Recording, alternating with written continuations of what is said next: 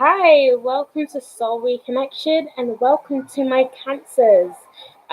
This is your full moon in Sagittarius Oracle reading. This is for my Cancer, Sun, Moon, and Risings. If you have a different Sun, Moon, or Rising, you can check for all of the other videos to correspond with your energies.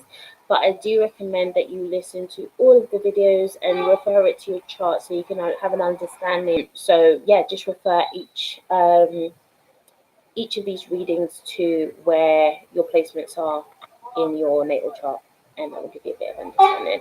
But if you would like a more in-depth, more personal reading, you can contact me on www.soul-reconnection.com, and yeah, you can take a look at that over there. But let's get into your reading. I did pick these cards previously, as I like to kind of do these meditations for myself so that I can have an understanding of what's going on in my natal chart. So I noticed that you had two cards that came up for Aries and for Taurus. So you could be connecting with some Aries and some Tauruses, or you're just sharing the same lesson at the moment. So the first card that came up for you, let me go into what what is happening astrologically. So this full moon is going to be hitting in your sixth house. So this is your house of responsibilities, of skills. It's also the house of routine and work and vitality, your life force. How we offer our service to people. So you often find some of your career stuff in here. What you how you love to give your service to other people, and how you actually treat people that are actually below you. So that's another thing. So the first card that came up for you is the dissolving light, which is quite interesting because again, this is your house of vitality, your house of health.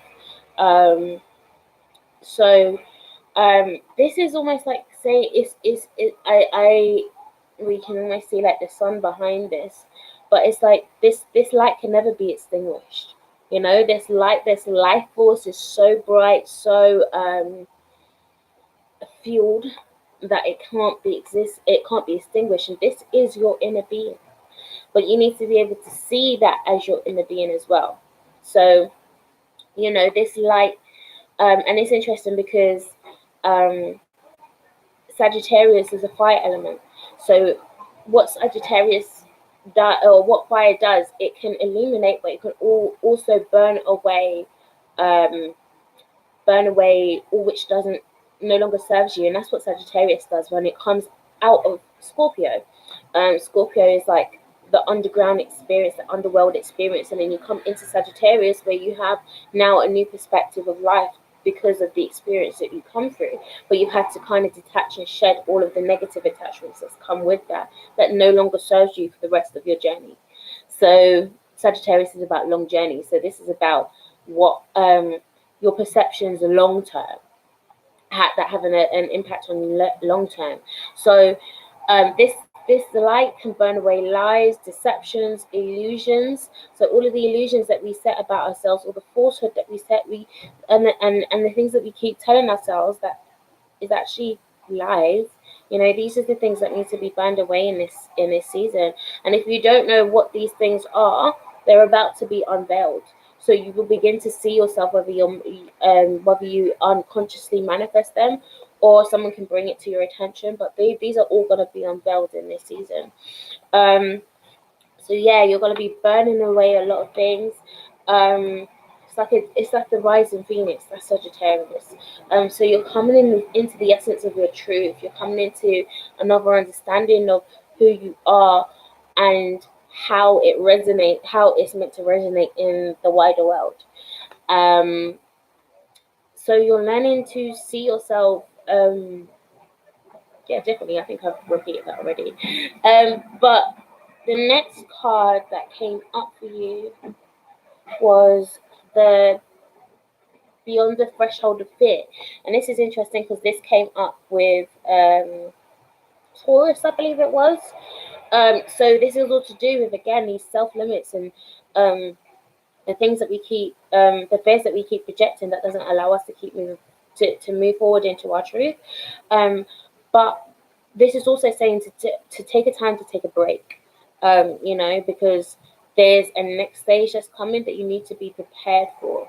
So this is the time to just go, take some reflective time, take some self-love time, some rejuvenation time. Make sure your life force is charged, before you can actually give out to anyone else.